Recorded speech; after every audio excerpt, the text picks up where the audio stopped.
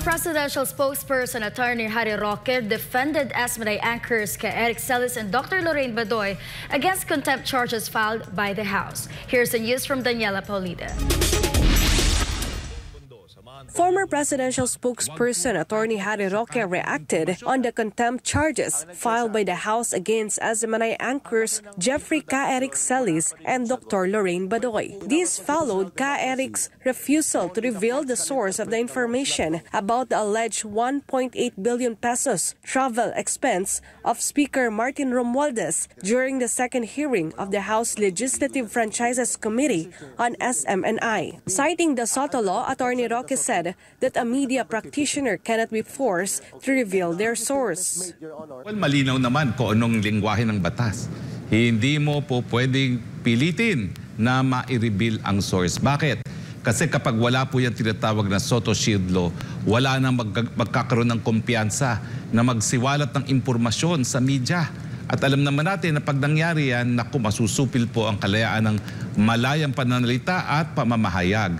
Dahil alam naman natin na yung mga katiwalian, hindi naman inasa sa publiko yan. Talagang sinisikreto yan, no? Kaya kinakailangan magkaroon ng kumpiyansa na ang mga magsisiwalat ng katotohanan, hindi mapapangalanan para gantihan ng mga tao na isa sa publiko ang kanilang mga ginagawa, no? According to Attorney Roque, Eric's question should have been aired during the hearing and the public should have been allowed to judge whether he was lying.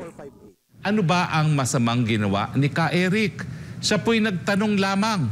At ang problema po dito ngayon sa di umano pagdinig sa Kongreso, bakit hindi nila binobroadcast yung tanong ni Eric? Di ba po? Bakit hindi nila hayaang ang publiko ang maghusga kung meron nga siyang kasinungalingan na sinabi o fake news na ipinapakalat?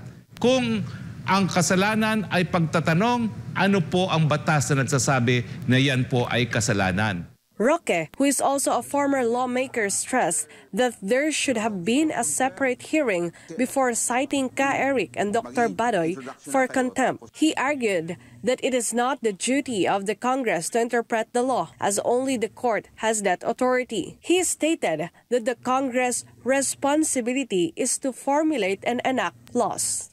Kinakailangan meron munang due process bago ipakulong.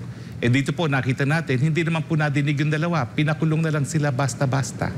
Dapat po nagkaroon ng hiwalay na pagdinig kung bakit sila dapat patawan ng parusa ng criminal contempt. Kasi ang contempt po ay criminal. Dahil sa di umano ay hindi pag-reveal ng source o di naman kaya yung pagsabi ng kasinungalingan. Attorney Roque also believes that the events that unfolded on Tuesday serve as a message to all journalists. Ang mensahe dito na ipinadadala sa lahat ng mga mamamahayag, pag hindi kayo nagtino, pag hindi kayo pumuri sa mga naghaharing uri, makukulong kayo. Na isang bagay na talaga naman pong ipinagbabawal ng ating saligang batas dahil nga po sa importansya ng kalayaan ng malayang pananalita. In the end, Attorney Roque called on all members of the press to show their support for Eric and Dr. Badoy. Kayo po'y kikilalanin bilang mga bayani para sa kalayaan ng malayang pamamahayag. Antayin po natin ang husga ng kasaysayan. Meanwhile, Eric and Dr. Badoy will remain in the House until the committee report on the SMNI's franchise investigation is adopted. For God and my beloved country, this has been Daniela Paulita, SMNI News.